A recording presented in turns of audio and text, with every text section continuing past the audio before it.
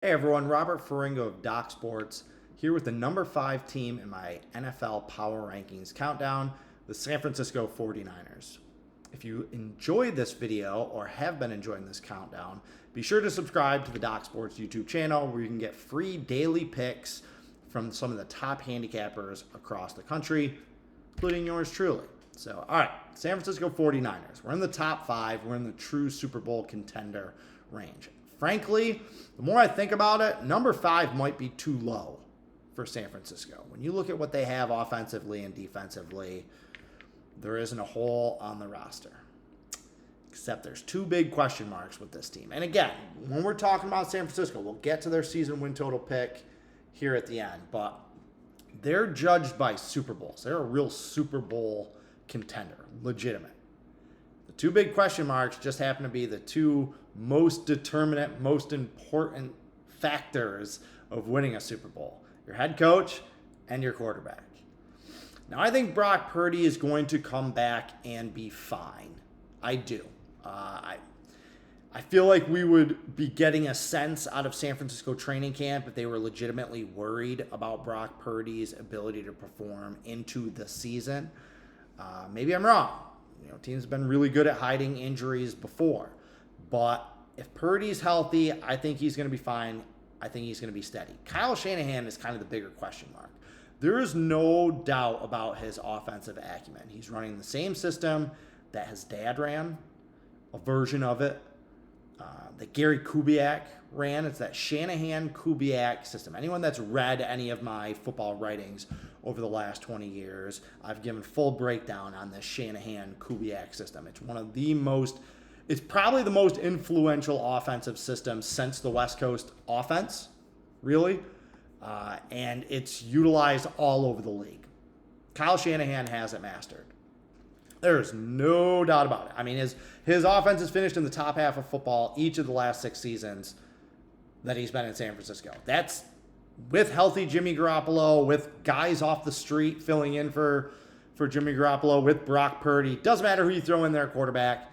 San Francisco has a top 15 offense. Most of the years, top 10 offense. Last year, they went on an 11-game stretch where they scored 30 or more points 8 times. That's domination on the offensive side of the ball. And they're loaded there, right? Christian McCaffrey, Brandon Ayuk, George Kittle, Debo, excellent offensive line. The pieces are in place. That's as high-end talent gets. Comes back to Purdy. Running the great system. The problem is Kyle Shanahan is kind of proven himself. What's the opposite of a winner? Kind of a loser. Failure in big games. I put the Atlanta Falcons Super Bowl loss, the 27-3 game, that was more on Kyle Shanahan than it was on Matt Ryan or anybody else on that team.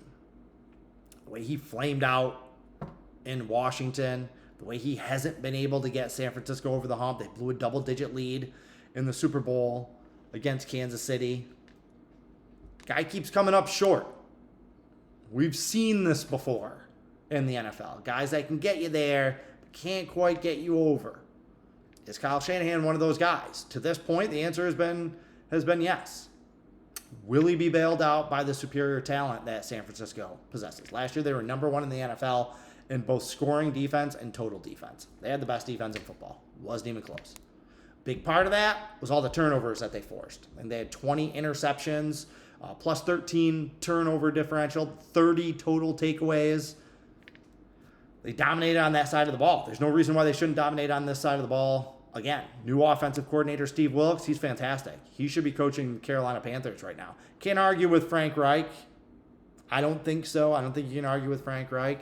I think he's a little bit more of a proven commodity, but still, Steve Wilks deserved that job. He's been a very good defensive coordinator in this league. He's going to keep that defense humming along. This is the 3rd straight year they've had a new defensive coordinator. Hasn't mattered. When you have that kind of talent, doesn't matter. They have 4 of their top guys back in the secondary. Fred Warner, Dre Greenlaw, the studs up front. Oh, yeah, they just went and got Javon Hargrave, as if they needed more talent in the front 7. So they're going to dominate on the defensive side of the ball. They're running one of the best offensive schemes in football over the last 3 decades with some of the best skill position talent that you could have. 10.5 wins seems more than manageable. And the question with this team, I don't think is, will they go over their season win total? Now, it's going to be close. I don't think they're going to step out and win 14 games. I don't think they're that type of team. The question's at the quarterback position. The depth along the offensive line is a little bit of an issue. If things break down along that offensive line, they can break down through the offense. You know, their offensive and defensive yards per point were in a regression range. The plus 13 turnover differential. Turnovers can be kind of fluky from year to year. They're going to have a little bit more difficult of a schedule. They had great injury luck last year. There are some indicators pointing downward for San Francisco. Not downward where they're going to melt down and only, go 6-11 or 7-10 or something like that. If that happens, I think Kyle Shanahan should take a walk. This team has a Super Bowl window that is still open.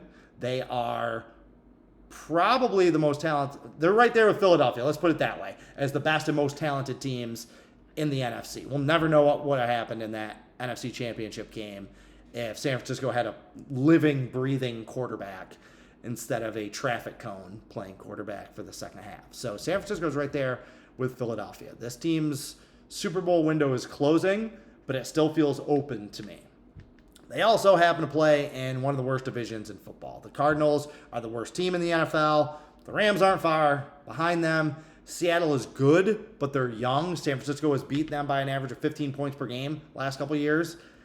Those games haven't been all that close. Or excuse me, the 3 wins last year were by an average of 15 points per game. So San Francisco is the clear-cut favorite to win their division, go to the playoffs. I think they're going to do that with more than 10 wins. I don't see this team kind of sleepwalking to 10-7. There's just too much talent. You worry a little bit with a veteran team that they start overlooking teams in the regular season and they start looking towards the playoffs. But I also think that this is a team that realizes, hey, if we get that bye, if we get that home field advantage, that's crucial in the playoffs. So I could see them making that push, giving that little bit extra effort during the regular season. If that happens, they could win 12, 13 games. So I'll take San Francisco over.